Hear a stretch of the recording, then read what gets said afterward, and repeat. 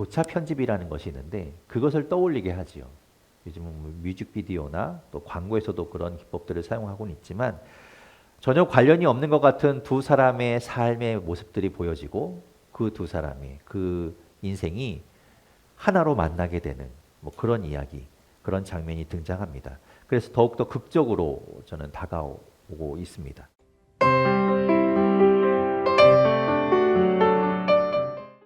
우리 여기까지 왔습니다. 예, 여기까지 왔습니다. 2020년은 참 많이 힘들고 답답한 해였지만 그래도 시간은 흐르고 흘러 이렇게 마지막까지 잘 왔습니다.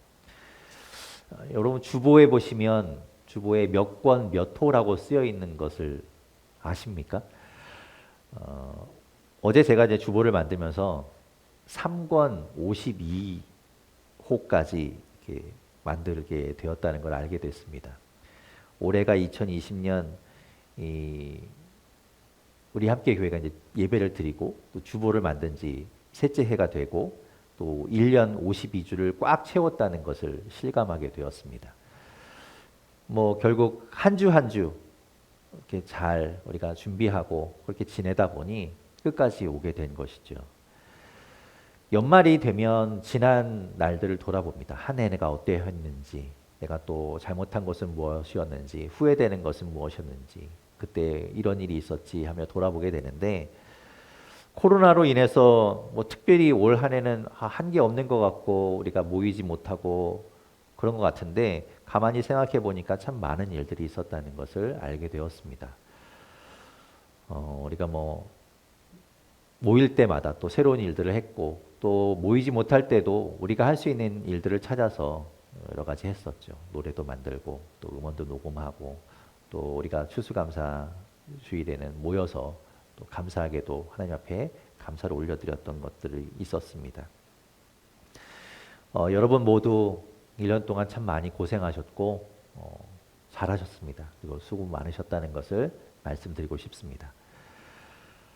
마지막 주보의 사진으로 무엇을 할까라고 고민하다가 열심히 사신 여러분을 축하해주고 축복해주고 싶어서 폭죽 사진을 넣었습니다.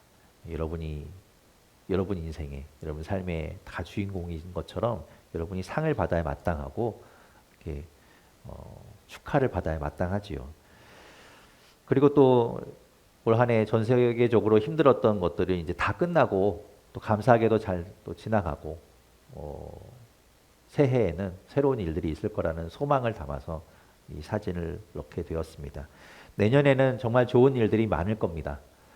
물론 뭐 경제가 확 좋아지고 우리 생활이 삶이 윤택해지고 뭐 그런 것들을 장담할 수는 없겠지만 힘들더라도 곳곳에 좋은 일들이 여러분을 기다리고 있을 것을 확신합니다.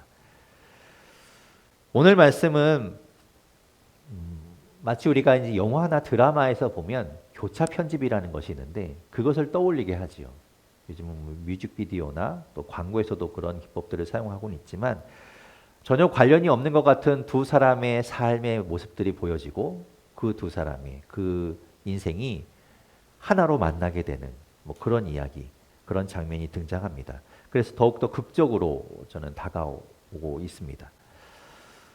하나의 이야기는 베들레헴에서부터 시작됩니다.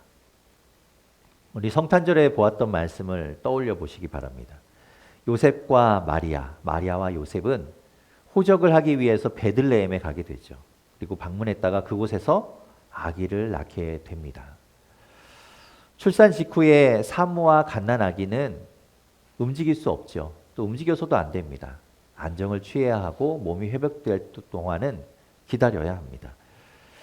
그래서 집은 비록 갈릴리에 있는 나사렛이었지만 그곳으로 바로 돌아가지 못하고 아마도 베들레헴에 머물면서 몸을 회복하고 있었겠지요. 그리고 어차피 정결 예식을 위해서 다시 이 예루살렘으로 와야 했기 때문에 성전으로 와야 했기 때문에 나사렛으로 돌아갔다가 다시 오는 것보다는 이 예루살렘에서 가까운 베들레헴에 머물면서 휴식을 취하다가 예루살렘으로 가는 것이 나았겠지요. 그래서 베들레헴에 이렇게 머물던 요셉과 마리아 그리고 이 아기 예수님은 때가 되어서 성전에 정결 예식을 하러 올라갑니다. 오늘 본문 22절에서 24절까지의 말씀이 이렇게 기록하고 있습니다. 22절부터 24절까지 말씀 같이 읽어보겠습니다. 시작. 모세의 법대로 정결 예식의 날이 참에 아기를 데리고 예루살렘에 올라가니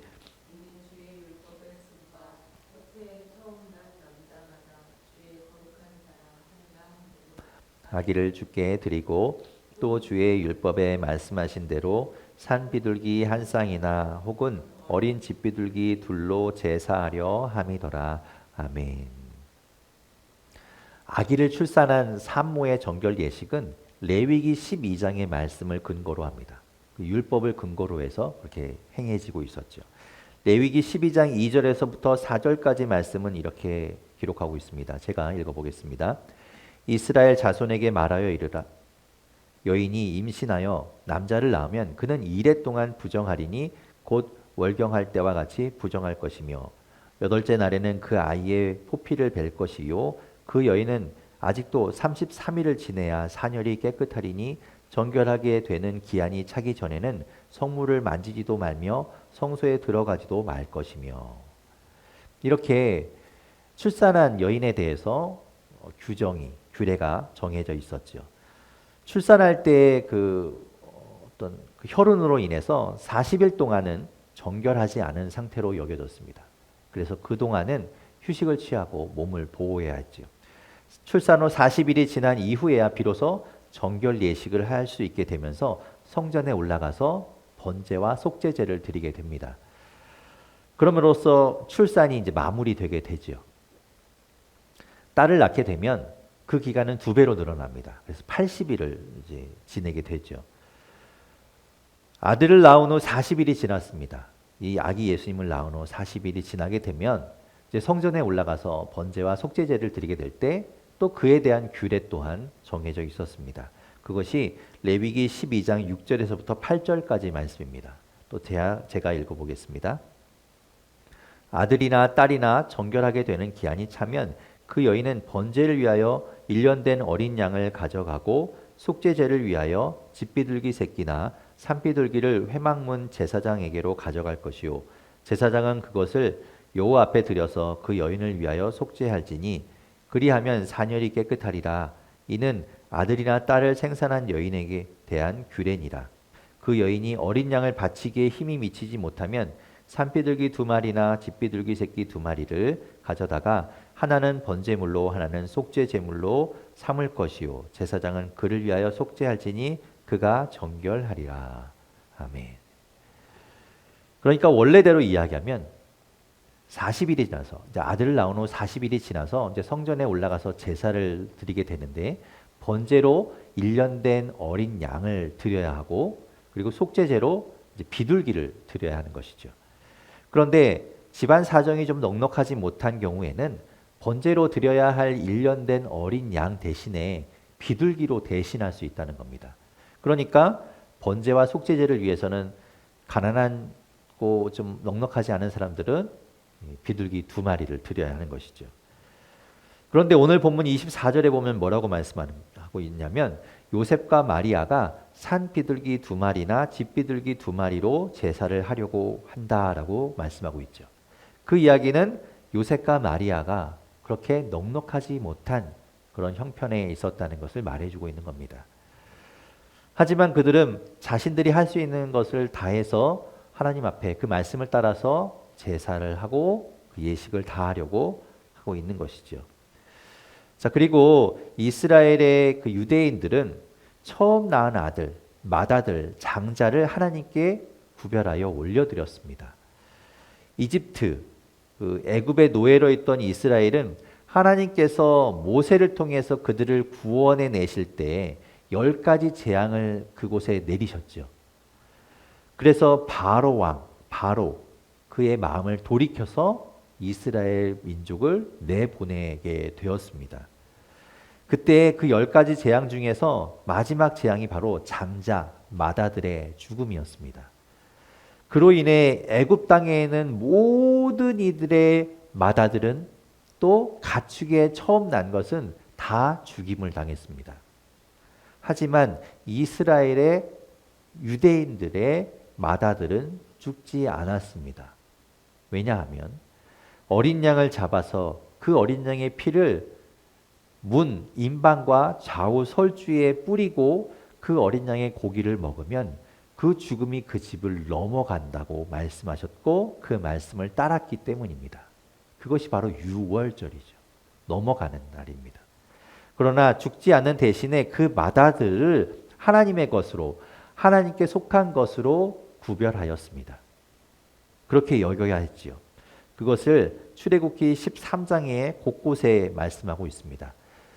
제가 읽어보겠습니다. 13장 2절에 보면 이스라엘 자손 중에서 사람이나 짐승을 막론하고 태에서 처음 난 모든 것은 다 거룩히 구별하여 내게 돌리라. 이는 내 것이니라 하시니라. 12절에 보면 너는 태에서 처음 난 모든 것과 내게 있는 가축의 태에서 처음 난 것을 다 구별하여 여호와께 돌리라. 수컷은 여호와의 것이니라. 또 14절과 15절에 또 말씀합니다. 후일에 내 아들이 내게 묻기를 이것이 어찌 됨이냐 하거든 너는 그에게 이르기를 여호와께서 그의 손의 권능으로 우리를 애굽에서 곧 종이 되었던 집에서 인도하여 내실세 그때에 바로가 완악하여 우리를 보내지 아니하매 여호와께서 애굽 나라 가운데 처음 난 모든 것은 사람의 장자로부터 가축의 처음 난 것까지 다 죽이셨으므로 태에서 처음 난 모든 수컷들은 내가 여호와께 제사를 드려서 내 아들 중에 모든 처음 난 자를 다 대속하리니. 아멘. 맏아들을 대신하여 속죄하기 위해서 맏아들을 하나님 앞에 드릴 수 없으니까 그렇게 여기는 대신에 그 맏아들을 속죄하기 위해서 속전이라는 돈을 주님 앞에 드립니다. 그것이 민수기 18장 15절과 16절에 나오는 말씀입니다. 제가 읽어보겠습니다.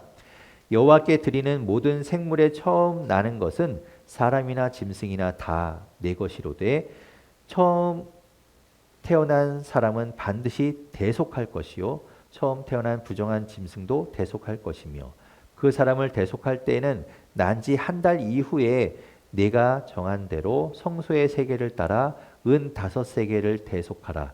한 세계는 20게라이니라. 그 아들 처음 난 아들과 그리고 가축 짐승의 처음 난 것을 대속하기 위해서 속죄하기 위해서 성소의 세겔로 주님 앞에 대신 드렸다는 것이죠. 물론 예수님은 죄가 없으신 분입니다. 그러니 대속할 필요가 없고 속죄할 필요가 없지만 그 부모인 마리아와 요셉은 그것을 모르기 때문에 그 유대인의 그 전통을 따라서 율법을 따라서 규정된 의무를 다했다는 것입니다. 마리아와 요셉은 그렇게 마리아의 정결 예식을 위해서 그 아기 예수님 맏아들인 예수님을 하나님께 올려드리기 위해서 예루살렘 성전으로 올라가고 있던 것입니다. 그런가 하면 또 하나의 이야기가 나오죠. 여기 일평생 좋은 일을 기다리는 한 사람의 이야기가 있습니다. 그의 이름은 시므온입니다.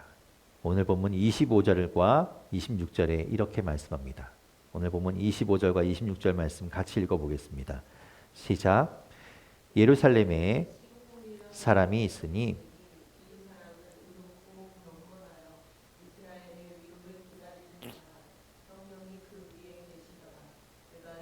그리스도를 보기 전에는 성령의 지시를 받았더니 아멘.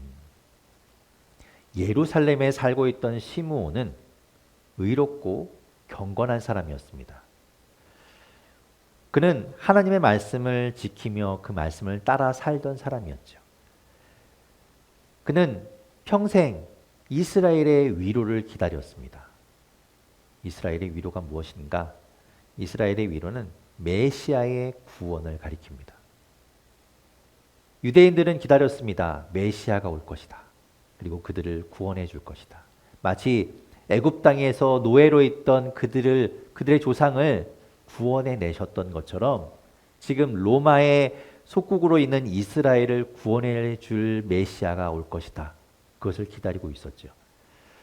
나라의 독립을 이루어 주기를 간절히 바라고 있었습니다. 하지만 시므온이 기다린 메시아는 그런 단순한 나라의 독립을 이루어줄 뿐만이 아니었습니다. 영적인 구원을 이루어줄 분을 기다리고 있었죠. 왜냐하면 그는 성령이 임하여 있던 사람이기 때문입니다. 그 성령이 그에게 이렇게 일러주었기 때문이죠. 시므온, 내가 죽기 전에 그리스도 메시아를 보게 될 것이다. 그리고 그 전에 너는 죽지 않을 것이다 라고 말씀하셨습니다. 그 메시아가 올 것이다. 그 메시아가 성령이 말씀하시는 그 그리스도가 올 것인데 그가 구원을 이루어 줄 것이다 라는 것을 알고 기다리고 있었던 것입니다. 시므온의 이름은 들음이라는 뜻을 가지고 있습니다. 그 이름처럼 그는 성령에게서 들은 그 말씀을 그대로 믿고 기다리고 있었던 것이죠. 언제 그 말씀이 이루어질까? 언제 그 말씀이 이루어질까? 기다리고 기다렸습니다. 죽기를 기다린 것이 아니라 메시아가 오기를, 그리스도가 오기를 기다리고 있었던 것입니다. 그러던 어느 날 시므온은 성령에 이끌려 성령의 감동을 받고 성전에 올라가게 됩니다. 두 이야기, 두 인생, 두 사람이 이제 성전에 만나게 되는 광경입니다. 그곳에서 드디어 시므온이 기다리던 메시아 그리스도를 만나는 것이죠. 한 곳에서 교차하게 되는 겁니다. 오늘 본문 27절에서 33절까지 말씀인데 같이 한번 읽어보겠습니다. 27절에서 33절 함께 읽겠습니다. 시작.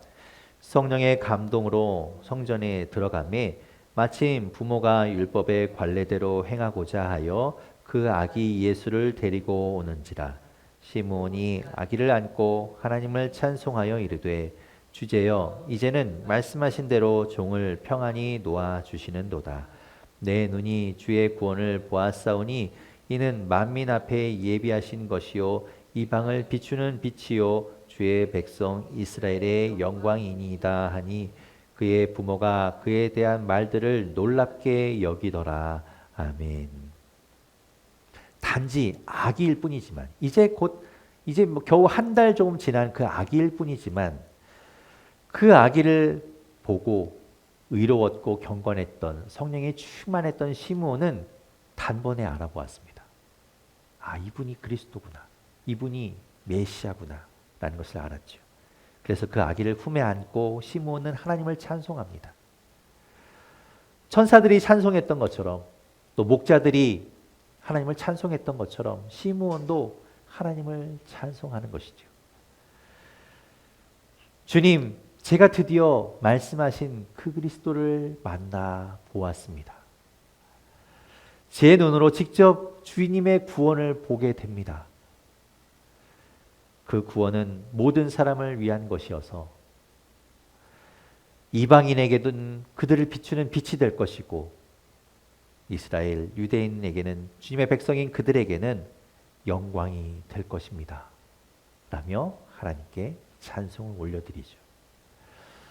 일평생 그가 기다리던 그 이스라엘의 위로 메시아 그리스도를 만나게 되었습니다.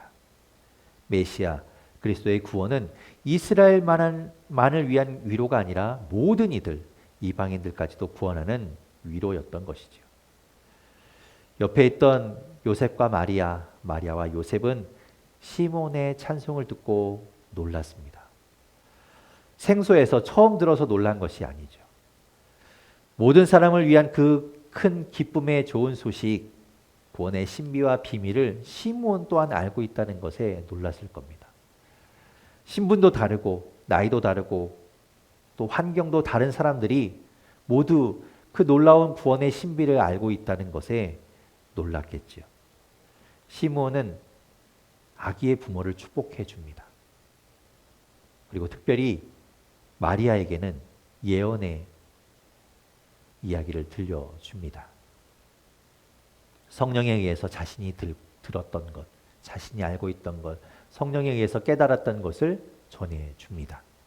그것이 오늘 보면 34절과 35절 말씀입니다. 34절, 35절 같이 읽겠습니다. 시작. 시몬이 그들에게 축복하고 그의 어머니 마리아에게 말하여 이르되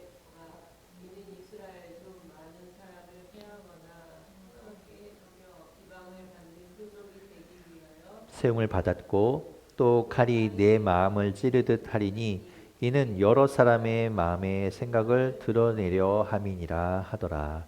아멘. 온 세상 모든 사람을 위한 큰 기쁨의 좋은 소식으로 하나님이 부주로 이 땅에 오셨습니다. 하지만 그것을 받아들이고 믿는 자에게만 소용이 있는 것이죠. 하나님이 기뻐하신 사람들에게만 그 소식이 평화의 소식이 되는 겁니다. 장차 이 아기로 인해 그리스도로 인해 이스라엘 가운데 많은 사람들이 구원만 받는 것이 아니라 멸망하기도 하고 또 망하기도 한다고 이야기하고 있습니다. 예수 그리스도로 인해서 다 구원받고 다 세워지면 좋겠지만 그렇지 않다는 것이죠. 오히려 그리스도로 인해서 영원한 사망으로 가는 이들 또한 있다는 겁니다. 왜 그렇습니까? 이사야 8장 14절과 15절에서 말씀하고 있는 것처럼 걸려 넘어지는 사람들이 있기 때문입니다. 제가 읽어보겠습니다. 그가 성소가 되시리라. 그러나 이스라엘의 두 집에는 걸림돌과 걸려 넘어지는 반석이 되실 것이며 예루살렘 주민에게는 함정과 올무가 되시리니 많은 사람들이 그로 말미암아 걸려 넘어질 것이며 부러질 것이며 덫에 걸려 잡힐 것이니라. 아멘. 이 땅에 구원을 베풀기 위해서, 이 땅에 우리를 구원하기 위해서 오신 그리스도이시지만 그분을 받아들이지 않는 이에게는 확증된 사망, 멸망이 있게 되는 것입니다. 그리스도를 거부하는 사람들, 그리스도를 반대하는 사람들, 대적하는 사람들을 있게 된다는 겁니다. 그리스도로 인해서 가려졌던, 숨겨졌던, 감춰져 있던 그들의 속마음이 드러나게 된다고 말씀합니다. 검은 속내가 여지없이 드러나는 것이죠. 어두울 때는 더러움이 잘 보이지 않습니다. 하지만 밝은 빛 아래서 작은 티끌마저도 눈에 띄는 것처럼 주님으로 인해 그런 검은 마음들이, 감추어진 마음들이 드러나게 된다는 겁니다. 그리고 그 마음들이 결국 이 땅에 오신 그리스도를 십자가에 못 박도록 내어주게 되겠지요. 그리고 그것은 칼처럼 날카롭고 아프게 마리아의 마음을 상하게 할 겁니다. 그것을 시므온이 마리아에게 말하고 있는 것입니다. 오늘 말씀에서 시므온의 이야기가 우리의 이야기처럼 들려옵니다. 그는 의롭고 경건하고 바른 사람이었지만 그리스도를 만나기 전까지는 미완성의 삶이었습니다. 그의 인생은 그리스도를 만남으로 인해 완성되었습니다. 그는 직접 구원이신 그리스도 구주를 보았지요. 우리의 인생도 마찬가지입니다. 우리의 인생과 주님이 만나지 않으면, 상관하지 않으면 전혀 무관한 삶이 됩니다. 주님께서 가지고 오신 그 기쁨의 좋은 소식이 우리의 소식이 되지 못하는 것이죠. 만나야 합니다. 부딪혀야 합니다.